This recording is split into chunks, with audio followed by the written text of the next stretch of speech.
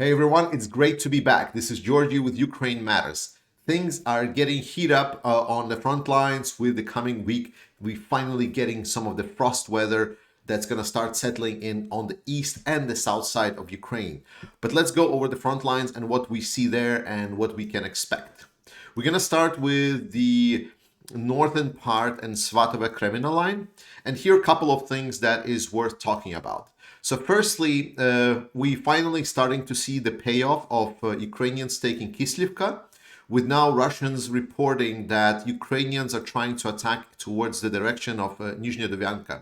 So this indeed opened the plan of attack. And we saw that Ukraine is having some success during a couple of days, like a week or so ago, when the earth was frozen a little bit. So Ukrainians, as soon as they had the ability, they were able to leverage the situation towards their direction. Now, Russians are trying to prevent it by essentially binding the Ukrainian forces, by attacking from other directions, and especially here, and trying to essentially say, well, you cannot concentrate your forces around the Kislivka disposition to attack towards Nizhny Duvyanka if you need to defend all of these lines. So that's basically going to be the challenge for Ukrainians, to both defend the somewhat how do we say, deflecting attacks of the Russians, and also concentrate enough forces to then move towards Nizhny Dovyanka. But we're going to see, again, this week, this is something to look out for.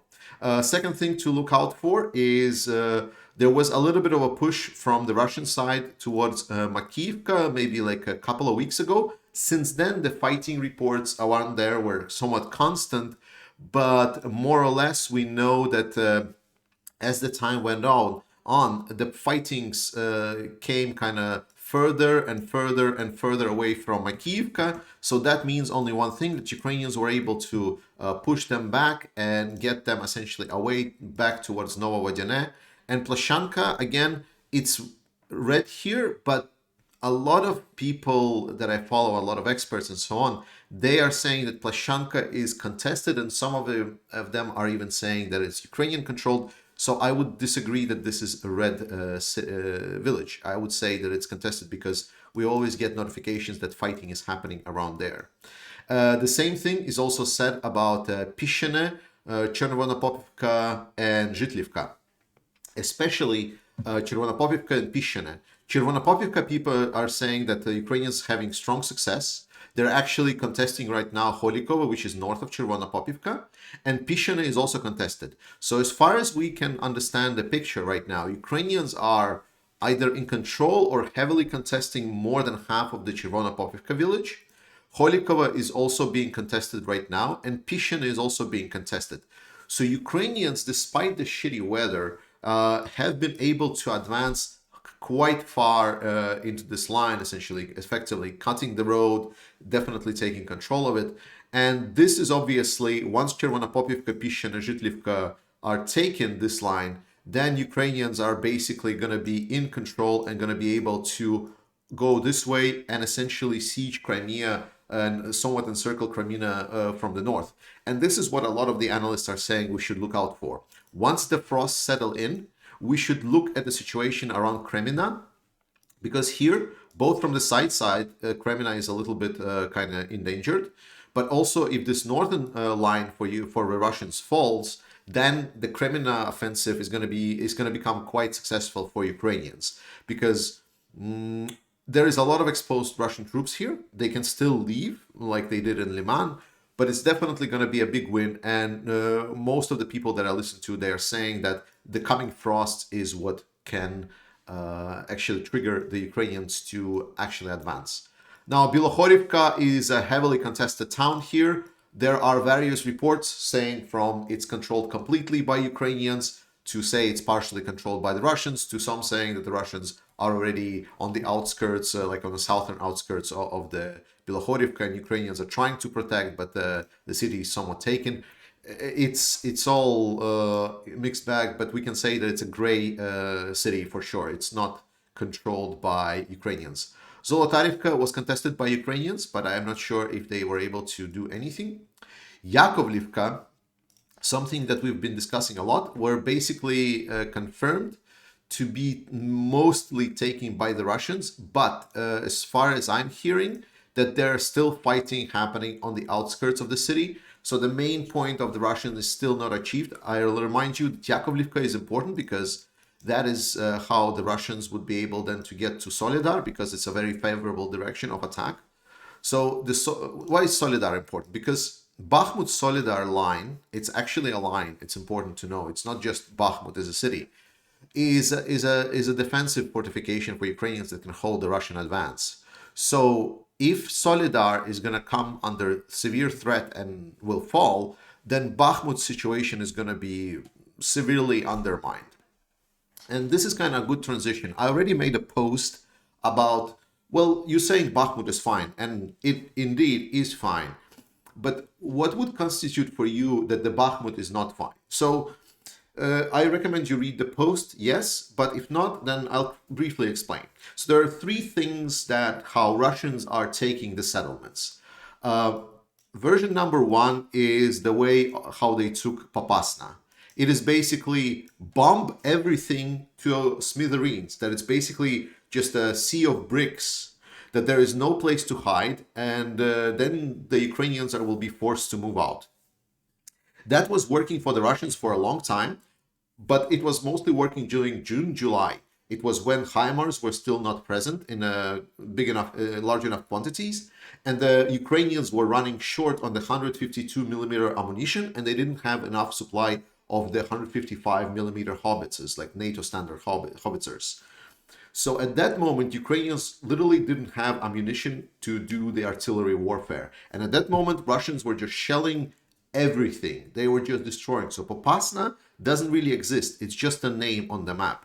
It's just like a complete sea of bricks. There is no village there anymore. And this was one of the way how Russians took it. Obviously, with HIMARS now available and 155 ammunition now, howitzers and ammunition is available quite extensively for Ukrainians. They are a lot more battle capable in the artillery warfare. So Russians don't really have the same scale. And especially when we're talking about Bakhmut, it's a huge city. They would never be able to do it in any amount of reasonable time. Now, people are saying there is no undamaged buildings in Bakhmut. Damaged, yes, but destroyed to rubble is a completely different thing, completely different objective. So that is kind of off the table for Bakhmut. What is the second option? Well, the second option is what, for example, they did around Severodonetsk.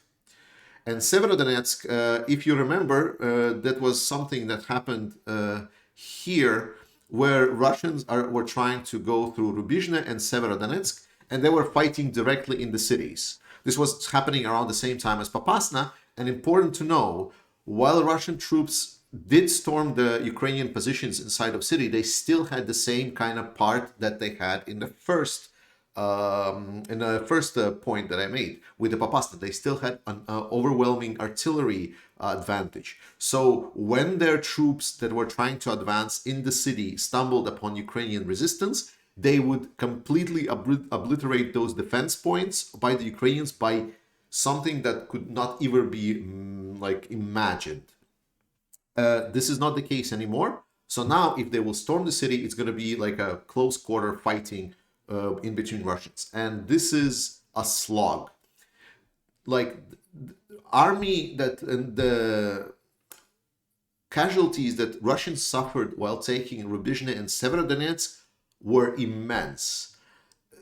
After taking Severodonetsk and Rubizhne, basically they couldn't really do a lot of offensive actions in this direction because most of their army has been grinded down.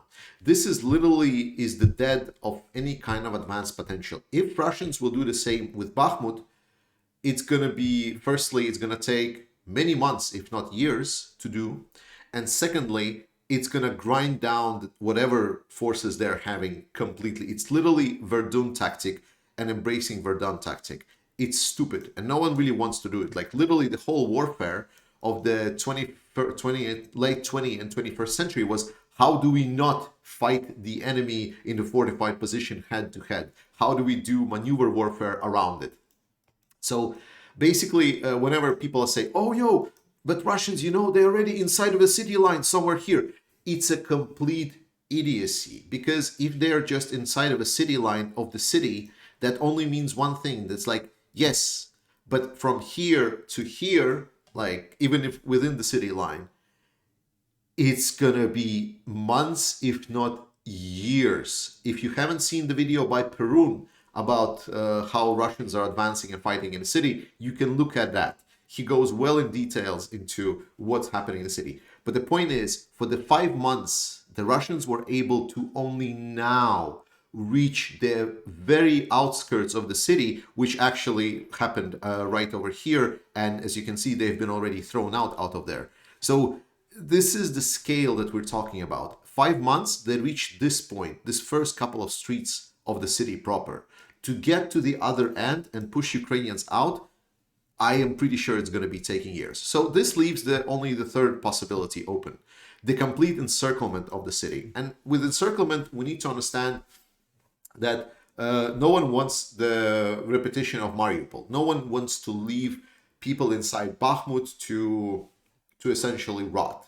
To rot and essentially fight in the complete encirclement. So most probably what they want is half encircle to force Ukrainians to leave the city, which is fair. Now, Ukrainians here in Bakhmut have two roads that they are using to supply Bakhmut.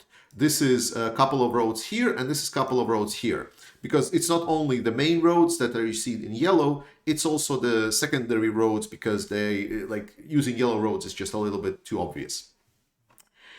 This means, so while at least one of them, of these is functioning, Bakhmut is still can hold.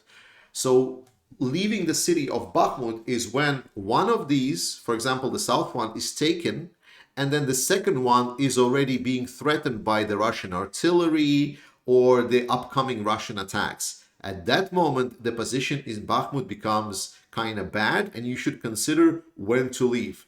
And we've seen Ukrainians in these positions before, and they were able to successfully relocate, consolidate their forces, and leave. So Ukrainians have already demonstrated that they know how to evaluate the situations like this.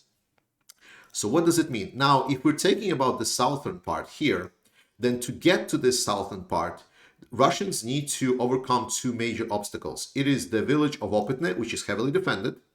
It is the positions a little bit to the west of Opitne, which is also hills, and getting through them is also problematic. And it's also this positions around Klishivka. Until these three parts have been captured by the Russians, which is not an easy task, then this position is not even threatened. So this road supply part is fine. So this is when you're saying the Bakhmut is fine until they start taking all of these three, and only then this will be threatened, and only when this is taken, at that moment I will stop saying that Bakhmut is fine, and I will say that Bakhmut is okay, but it's not fine anymore. Why is it okay? Because there is still this northern part. And the same goes if there is an advance from the north. If there is an advance from the north, then the Russians need to obviously take Yakovlivka, which they did. Now they need to overcome Ukrainian resistance and move towards Soledar. Then they need to kind of take Soledar, which is another effort of themselves. And then after taking Soledar, they still need to advance here and overtake Blagodatne, Krasnohora. And only at that moment I can say that this northern part is threatened. That is basically the big picture situation in Bakhmut. And I hope finally we can agree with me that on a strategic level, Bakhmut is fine. It's being supplied. It's a big stronghold. They're not going to be advancing through it. So the only way that they can do it is by going around. And that is still far from being any kind of successful. Now, important part here is to say, Georgie, but all of the people are saying that they are advancing in Bakhmut. What we need to understand that Bakhmut situation, and when we say advancing, it's tactical situation. It's a street, it's a couple of hundreds of meters and so on. They've been advancing for 5 months now around Bakhmut. And they're still not even close to their strategic objectives. So let's not look at how many streets they're taking. Let's look at what are the key objectives that are still standing for Ukrainians that Russians are still not even close at. And the same kind of situation is happening around Avdiivka. Avdiivka is a little bit more threatened, but they're having a little bit of a trouble right now with advancements. We're gonna see who's gonna be in favor of going to advance during the frosted weathers, but that's what's happening. And the same is happening in Marinka. So Russians are supposedly advancing, but advancements mean they took another street. And Marinka has been holding their assaults for over 9 months now. That is the situation. Zaporizhia front, I'm expecting, like personally, this is my opinion, and I obviously cannot know. But we definitely see that Ukrainians are preparing something here. And to be honest, I think this is where the operation will start. And I already explained how the operation will go. And probably I will cover it next time as well, just to refresh it. But this is where we're probably going to see the Ukrainian assault operation, hopefully. If not, then at least I'm going to cover it next time. Thank you so much for staying with me over this map update. See you next time if you're here for just the map. And I'm going to go into the vlogging camera. Today is going to be, again, a longer video because I have so much things to talk about, guys. I've spent my time, as you know, doing my exams both at work, and I finished my Danish government exam. And with that, I am now having a little bit more time to dedicate also to making videos. So that's very good. And I have a couple of really big topics to talk about. One topic I'm going to talk about next time that I really want to is the corruption within the European Union and how the people inside of the Western countries are trying to circumvent the sanctions and talk about the backsliding of the sanctions and inertia to try to stay in their comfort zone. But it's going to come next time, so stay tuned for the next video. But today I want to talk about something that's been big for a couple of days already, which was the big interview of the General Valery Zaluzhnii. This time I'm actually pronouncing his name correctly, kind of because last time I had a huge brain fart about it. Now, in his speech, he was drawing a scenario that Russia is having somewhat of a success with their mobilizations. They've been able to train their 200 extra troops that are being trained in the Russian territory. And with the essentially the meat grinder tactics that they're using for their some of their freshly mobilized troops, they're essentially are buying time. And the first kind of comment to that, I think the constant viewers of my channel were not surprised at all, because this is exactly what I was telling you about what was the Russian plan. Is they're gonna send like a part of the troops to just buy time, and the rest of the troops are being trained in Russia and they're being prepared. The only thing that I said before, I said that they are preparing it for the offensive maybe around the end of December, January, but it seems that the troops' readiness so far from the assessments that I've heard is not good enough yet. So General Valery Zaluzhnii has indicated that they're looking more around February, March for this kind of offensive. Now, an important here to understand is what is the perspective of General Zaluzhnii. We need to understand as a military, and especially as a Ukrainian military, they are often communicating and considering the worst case scenario as a primary thing to go. Like expecting your enemy to do mistakes and planning on that is quite silly. We've seen that's pretty much called the underestimation of your enemy. And I think it would be a mistake if a general of the Ukrainian army, the main head of the Ukrainian army, would suddenly come up with some optimistic scenarios. That is not his job. That is not what he is there to do. He is there to listen and try to evaluate the worst case scenario for Ukrainian and Russian troops and be prepared for the worst case scenario. And I'm feeling very confident. Firstly, because he talks about it openly. So he knows about this. Like we already know about what's going to happen. Secondly, he obviously thinks that he's prepared for it because he was also asked like multiple times. I'm not sure if it was during that interview or not. It kind of blends into my mind. But he was asked whether or not they need new forces like mobilized troops and so on. And he said no. He is actually confident with the forces that they're already having, with the man that they're already having, that they will be able to defend Ukraine, which is great. Now, he also indicated the potential for the Russians to attack towards Kyiv. I think this is fair because it is kind of the ultimate way of how he sees Russians are potentially trying to win the war. Because think about it this way. Now, Russia takes Donbass. Like, imagine that these 200 troops, they will take Donbass, but will this win the war for the Russians? The obvious answer is no. Even if the Russians take Donbass, it's just going to mean that Ukrainians will then have to retake the Donbass back. This will not end the war at all. So the way how the Russians would end the war is they would hope to get to Kyiv, encircle the Kyiv, and decapitate the essentially Ukrainian government. That is the valuable thing to use as a plan on how they can utilize. But the important part is the 200,000, and right now Russia has in Ukraine about 200,000 as well, like roughly, let's put it this way. So essentially Russia is expecting to double their forces to 400,000.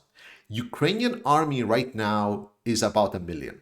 Like, it's still smaller than Ukrainian army. Moreover, the big advancements that the Russians had in the first stages of war was due to the shock and awe tactics of their special force units, with all the helicopters flying in, with huge columns strolling towards Kyiv and so on. They had a lot of surprise factor. There is no surprise factor anymore.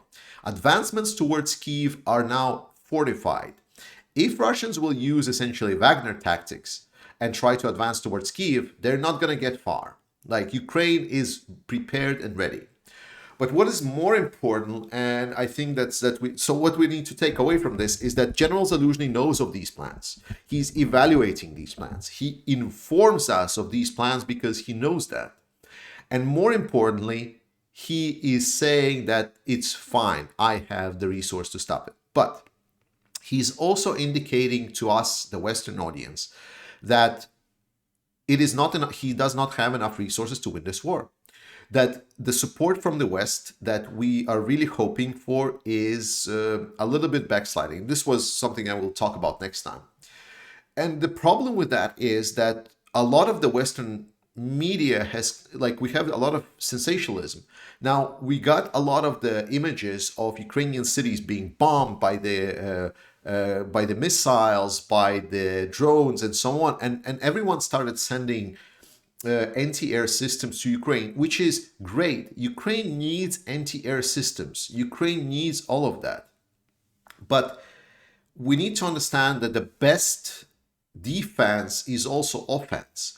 The air defense system does not win the war. The air defense system does not capture the enemy position. The air defense system cannot capture help storm enemy positions. It's a great asset. Don't get me wrong. Ukraine needs all of the air defense it can get. What I'm saying is that we're getting into a lot of Facebook-driven, not anyone is using Facebook probably anymore, but we're getting into the media-driven mindset in the West when we see the bad things happening to Ukraine, and then we say, oh, well, let's send the air defense systems. Firstly, Ukraine needed these air defense systems like months ago. Secondly, General Zaluzhnii is actually saying, like, I need tanks, I need infantry fighting vehicles, I need howitzers, I need that thing to capture enemy position and get them out of this country. He is clearly stating, thank you so much for the air defense support, it is valuable, but I need my forces to win, not just defend. Because the longer we stay in this defense mode, the more people will die on Ukrainian soil. This is not what the general of the army of Ukraine wants. So with this, obviously, we're turning to the West. What is preventing the West of delivering a lot of these parts? Well, the first part for the howitzers, I think it's becoming quite clear that ammunition is becoming a bottleneck. There has been delivered a lot of howitzers already to Ukrainian forces, and I would love to, obviously, to be delivered more. But I think the biggest question right now, especially for the US, is the logistics questions. The questions of where to get enough 155 millimeter ammo is a big question. The big deliveries of the Excalibur and high precision round to Ukraine is not like just because it's nice to have them. It's because supplying so many rounds of just general is actually becoming problematic. Now, the West is trying to increase their production of these rounds, but it's taking time, and it's gonna take time, and it's gonna be required still to grow. But the point is, more howitzers necessary, more production power necessary. And this is something we need to understand in the West. We need to have factories that produce all of these things so we win this war. Secondly, infantry fighting vehicles and tanks. Now, I'm going to quote Mr. Scholz from recently. As you have heard, there has been a discussion about getting Leopard 2 tanks into Ukraine. Now, there's a big discussion about why Leopard 2 is better than Abrams tanks. And long story short, Abrams tanks is not just a tank. You cannot just send a couple of them. You need a whole infrastructure. It's like a whole new world of everything that you need. Like getting Abramses is like a basically you need to redesign your military around them. That is basically what the experts have explained to me. But Leopard 2 tanks can work because the manufacturing, not the manufacturer, but the big support factories, it's a main battle tanks of Poland. So Poland has the capacity to, for example, fix and supply Ukraine with whatever they need. But now here we comes the politics parts. Now, the quote from Scholz. So Scholz on sending Leopard 2 tanks to Ukraine. This is a criterion for our decisive but cautious policy, and it will be done I will be in force for the next year as well. And he's talking about not sending Leopard 2 tanks or Western-style battle tanks to Ukraine. Importantly, this also implies that not only Germany doesn't send the Leopard 2 tanks to Ukraine, it doesn't allow Poland or, for example, other countries that use Leopard 2 battle tanks to be sent to Ukraine. This is a purely political will here at play for Scholz. And I have no words for why. Like, I don't know. Like, I know in German, like Panzer, it's not the same as tank. It doesn't sound very defensive. It's a big offensive ask. Like, if you send essential tanks, that means like you're capturing, you're like fighting someone else's land. You're trying to, but it's a defensive weapon in this situation. And to be honest, I don't have any words to say why is this still the policy. Everyone indicated that this needs to be, the tanks needs to be sent. When German, especially Scholz, is saying that it's going to be unilateral delivery of Leopard 2 tanks to Ukraine, he is purely misleading us, because Spain has said that they are willing to send their tanks, so send them. Poland is ready to send them if they get the Abrams, and Abrams in Poland can be delivered, but they're still not being allowed to send. So if you were mad about Switzerland blocking sending ammo to the Gepards that are helping Ukraine defend their air, be mad about this as well.